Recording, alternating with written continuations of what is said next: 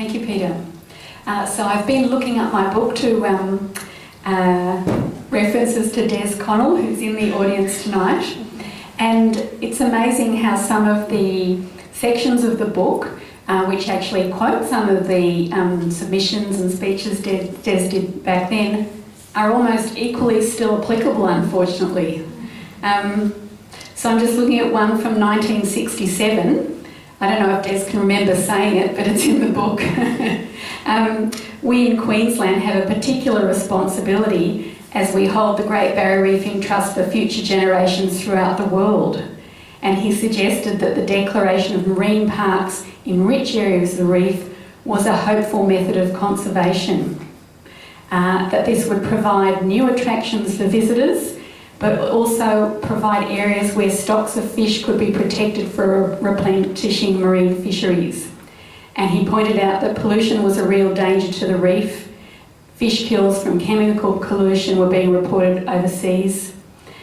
So these are all still current concerns. So I think your comments from 1967 are just as true today. But luckily, as I mentioned, in the 60s, we did get the Great Barrier Reef marine area protected, the formal protections coming some years later. So in this little segment, I'm going to talk a little bit about current legal actions that are designed to protect the reef. And as you can see here in this tourism example, as Peter mentioned, there's controlled tourism in relation to the reef. People are coming to enjoy the reef, but at the same time there's a challenge of managing their input that the reef isn't, severely compromised or destroyed.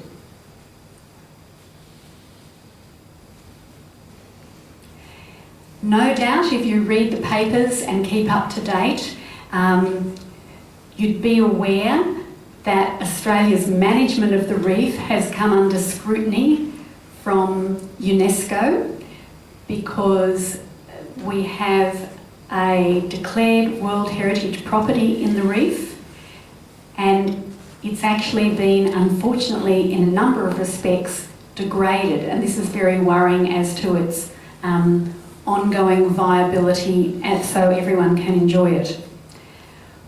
UNESCO has been out on a visit. There was a mission a few years ago, and even just in the last week they've considered whether or not to list the reef as in danger.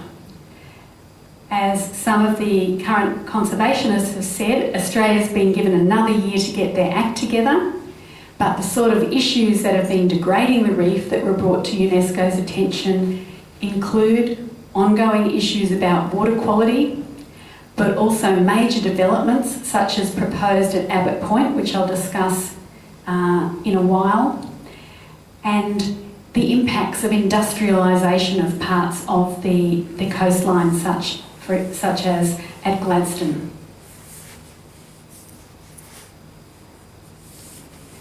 So as part of the campaign work to try and protect the reef, a number of community groups have come to Environmental Defenders Queensland determined to run court cases as part of protecting the reef.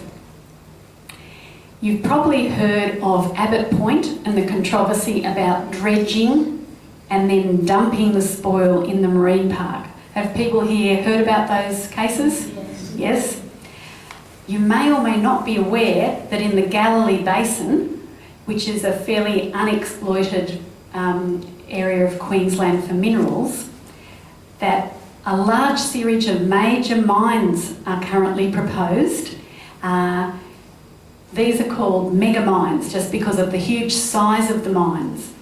And along with the mines are proposed expansions and additional railway lines to take the product to Abbott Point, where the coal would need to be transported through the reef. And the proposal to do this has led to the dredging and the dumping controversies which you've heard. So this particular case is the proposed Alpha coal mine, a GVK Hancock proposal. Some of the impacts of the mine include adverse impacts on the local rural economy, Other impacts include climate change impacts when the coal is burnt overseas, and we're talking about 30 million tonnes of coal being extracted every year for at least 30 years. We're talking about huge volumes of coal and climate gases.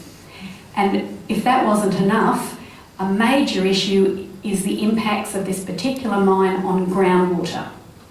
The size of the mining lease area applied for is 60,000 hectares.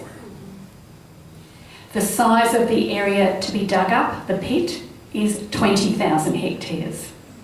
So I think Stradbroke Island is plus or minus about 20,000 hectares. That gives you an idea of the size. So Environmental Defenders Queensland represented a group called Coast and Country Association of Queensland and went to the Land Court, which is, you know, the modern equivalent of the mining registrar, with expert witnesses accompanied by various landholders running their own case, and took on, challenged the proposed issue of a mining lease and an environmental authority. A huge endeavour. There were 27 expert witnesses. We were supported, and the clients were supported by substantial public donations for that purpose. But after a huge, lengthy case, in fact, the Land Court member did say that he was not satisfied that the groundwater impacts had been adequately addressed, and that therefore he recommended against the mine unless the water issues could be addressed on a precautionary basis. So that actually counts as a win.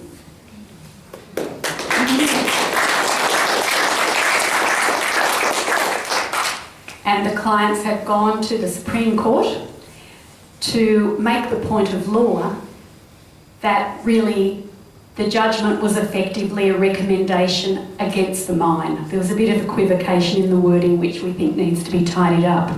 And in that picture you can see some of the legal team, Michael Berkman, Rupert Waters, Sean Ryan,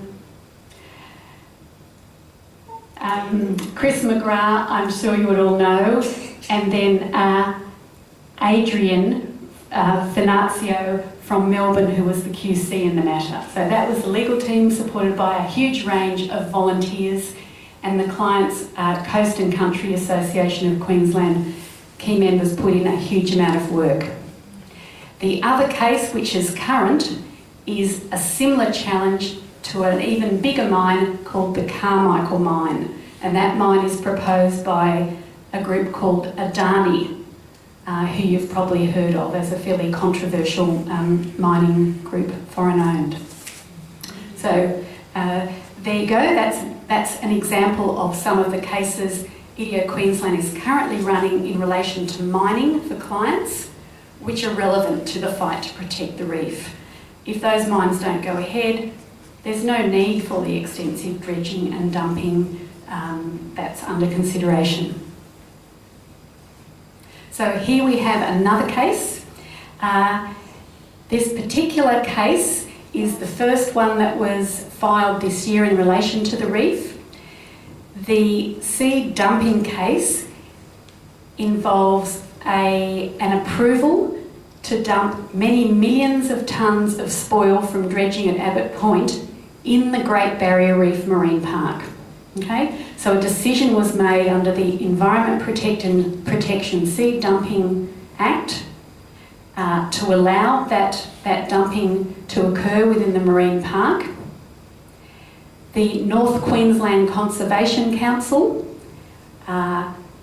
decided that was not acceptable, and so they came to EDO and gained our assistance to challenge on the merits that particular decision to allow the sea dumping. And I don't know if any of you know Jeremy Tager at all, but Jeremy Tager, who has worked with Greenpeace and was at one stage coordinator of the North Queensland Conservation Council, he was the person who had the foresight more than a year ago to see this coming, get organised, come to EDO and talk to groups like Get Up, who very kindly have assisted in raising funds for the case. So in that particular photo, you can see, we've got Michael Revelpoint and Andrew Kwan, who is the lead solicitor on the sea dumping case, and volunteer Emma. And here is the bus stop shop. So when Andrew Kwan and I went to court to file the challenge to the sea dumping permit, we caught the bus. We thought that would be a nice sort of touch. And that's Jeremy there in the purple shirt. He normally wears a t-shirt, and he made an effort to look more standard for the occasion. The other challenge relevant to the reef is the dredging case. So Minister Greg Hunt, your Federal Environment Minister, approved extensive dredging at Abbott Point, which dredging will create vast problems for seagrass and all sorts of marine issues. So Minister Hunt approved the dredging at Abbott Point, which was the material which was approved then to be dumped in the park. So this particular case, the challenge to the dredging is a judicial review challenge. It's not a merits challenge, it's a challenge to the process. And essentially the case is saying that Minister Hunt made legal errors under the Environment Protection and Biodiversity Conservation Act in approving that dredging. In particular, there's an obligation under the legislation, what's known as a mandatory prohibition, not to approve anything that was inconsistent with meeting World Heritage obligations under the Convention. So that's the key legal point in relation to that judicial review challenge to Minister Hunt's dumping. And there you can see Michael Bergman in the middle, one of the solicitors from EDO, on the day of filing that challenge. And on the other slide, or side of the slide, you can see Mackay Conservation Group, Ellen Roberts, talking about why the Mackay Conservation Group decided to step up and challenge that dredging. So that's probably all I'll say about those cases, other than to say they're current legal challenges to help protect the reef. They're a lot of work, but we are fortunate we've got quite a lot of keen volunteer students who've helped going through the voluminous documents you can never avoid in court cases. And you can see some of the volunteers there, preserved forever in the photos of what they contributed to as students, going through some of the vast numbers of documents relating to the dredging and the dumping.